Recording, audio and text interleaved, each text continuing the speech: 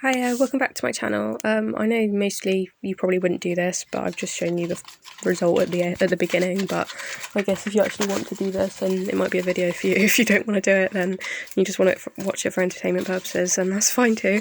Here I'm just mixing the bleach. I used what's it called? Jerome Russell's packet bleach. It's 40 volume developer and a bleach sachet. And yes, I was using like a spoon to mix it with, a dirty spoon, but don't judge me, okay? Here I'm literally separating my fringe from my rest of my hair in order to not get any of the rest of my hair in my hair, because any of the rest of the dye in my hair, because I basically just wanted to do my fringe. So I tried to use a comb, but as I've mentioned in other things, I've got a lot of hair glue stuck in the back of my head, hence me doing this. I'm just really bored of my natural colour, I feel like.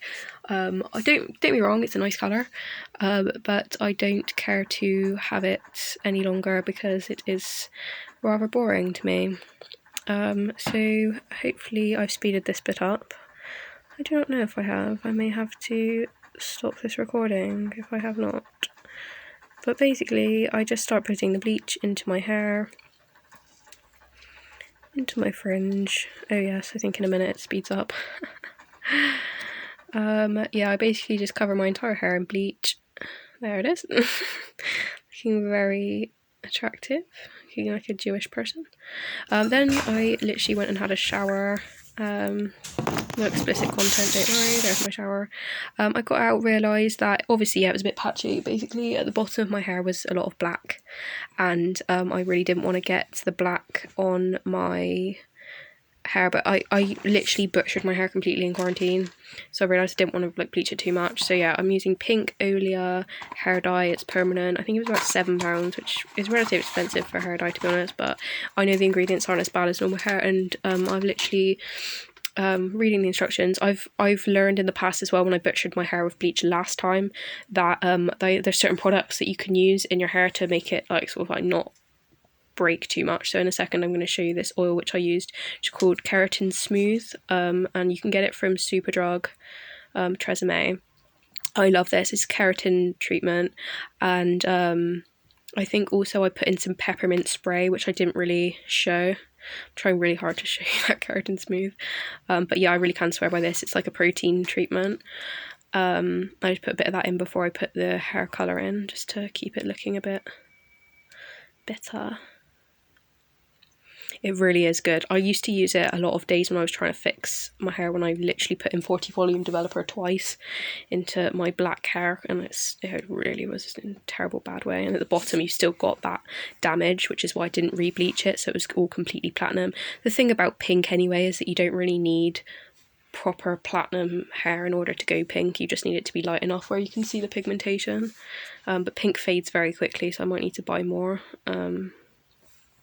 To be honest with you, it might even be worth keeping the rest of the hair dye. I don't know. But we shall see. So, basically, it took me a while.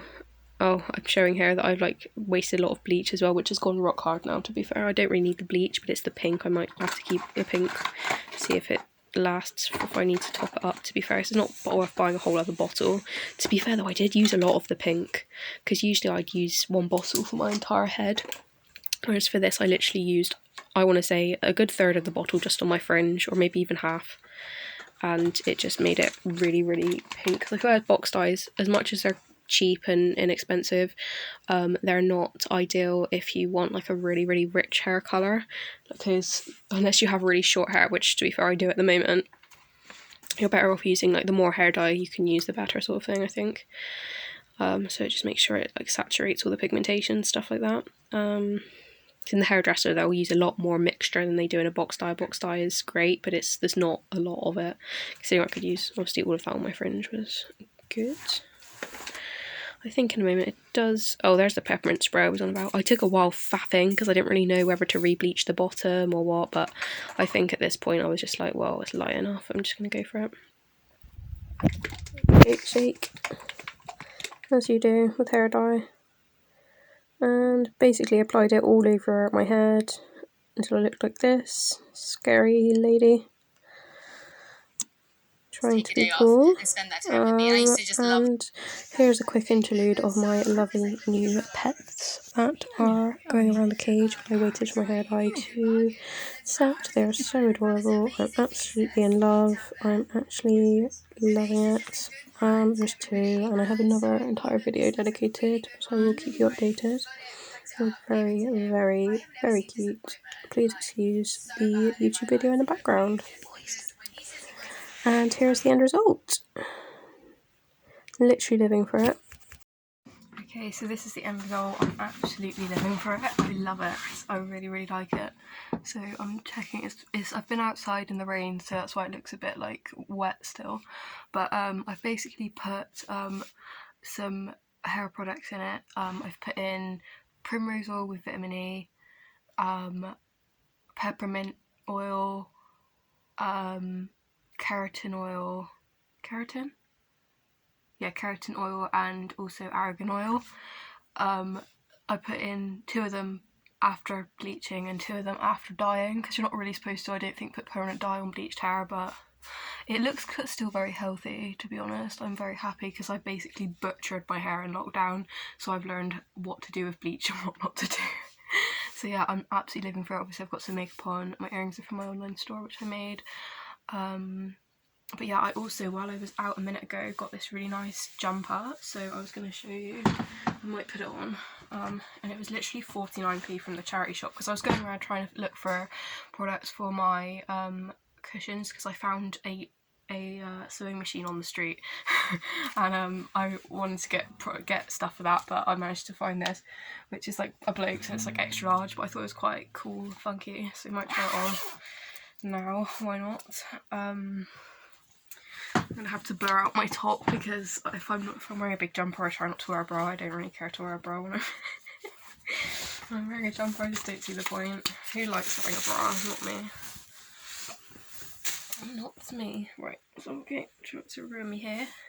Obviously it's not been washed. It probably has been washed by the last person, but I mean, I don't want to look like a granddad, but I just think that's actually so cool. Like, I'm not being funny.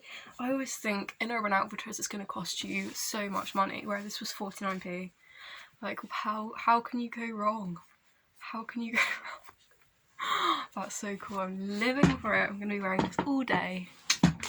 So I feel very stylish right now. If you haven't heard the phrase mistaking an identity, looks for identity, well, that might be me, but that's okay. I'm okay with that. So yeah, living for it. I might have to take some photos like this, because I'm literally not looked this cute for ages. So anyway, as you can tell, I'm literally being a bit vain, but there we go. Anyway, speak to you later. Bye.